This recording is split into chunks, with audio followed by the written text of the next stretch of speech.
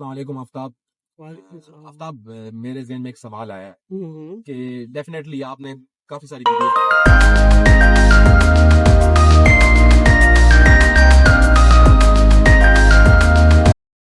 Videos में share किया कि ठीक है। सेल्स टैक्स कैसे अगर लीगल वे से फॉलो करें कैसे आप सेव कर सकते हैं, हम्म। और अदर वेज के अगर आप बाय द बुक्स जाएं, एफबीआर की जो उन्होंने दिए हुए वे ऑफ वर्किंग दिया हुआ अकाउंट्स का वो फॉलो करें तो आप टैक्स सेव कर सकते हैं एज अच्छा बीइंग ए गुड ऑनेस्ट शहरी होने के नाते। एक सवाल ज़हन में आ रहा है, व्हाट अबाउट जॉब होल्डर्स के जो लोग जॉब होल्डर्स हैं, सैलरी सीकर्स हैं, वो कैसे टैक्स चल सकते हैं?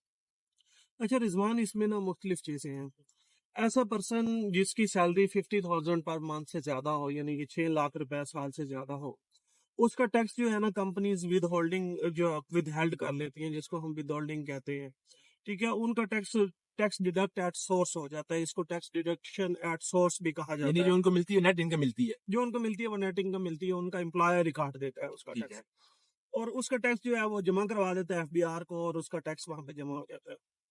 अब उसकी जो इनकम है वो तो सारी की सारी वाइट होगी, ओके। क्योंकि उसका जो टैक्स है उस इनकम के ऊपर वो टैक्स डिडक्ट हो चुका है। ठीक है। अब सोचने की बात यह है कि क्या वो जो टैक्स का डिडक्ट हो चुका है उसका वो रियल में वो टैक्स बनता था या नहीं बनता था।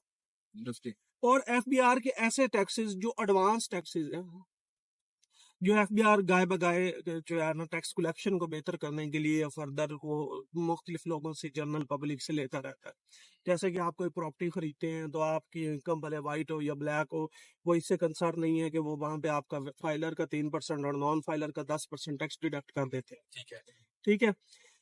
इसी तरह आपने कोई गाड़ी खरीदी है, आप गाड़ी खरीदते हैं तो 1000 सीसी से ऊपर की गाड़ी है तो 50,000 रुपया फाइलर का और 1 लाख रुपया नॉन फाइलर का, और 1500 सीसी से ऊपर है तो 2 लाख रुपया, ये 3 लाख रुपया टैक्स होता है, वो डिडक्ट हो जाता है। ओके।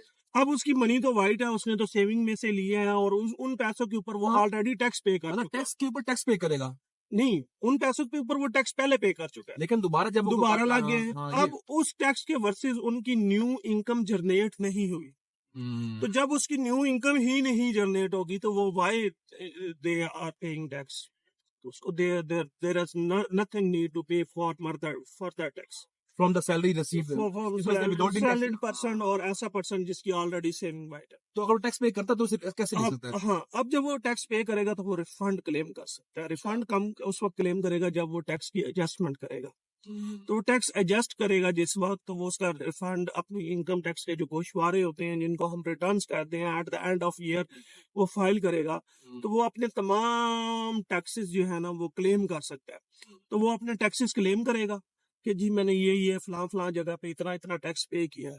ठीक है, हमने गाड़ी खरीदी तो टैक्स पे किया, ये की जा तो टैक्स पे किया, ठीक है। फलां जगह पे किया तो टैक्स पे किया, सैलरी का ये टैक्स पे किया, तो लिहाजा मेरी इनकम इतनी नहीं थी जितना मेरा टैक्स डिडक्ट हो गया, तो मेरी जो रिमेनिंग अमाउंट है वो मुझे रिफंड की जाए।